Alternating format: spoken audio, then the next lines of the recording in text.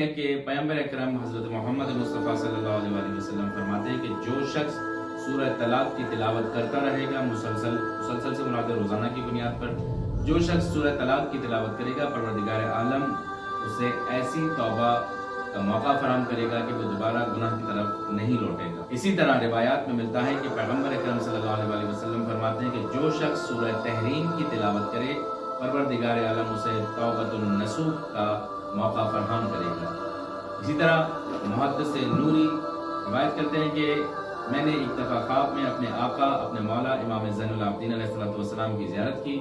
میں نے اپنے مولا سے سوال کیا کہ مولا میں بہت گناہ گار ہوں، بہت پریشان ہوں، میں چاہتا ہوں کہ ہمیشہ قیامت کی فکر میں رہوں، قبر کی فکر میں رہوں اور ایسی توبہ کا موقع ملے کہ دوبارہ گناہ نہ کر سکوں۔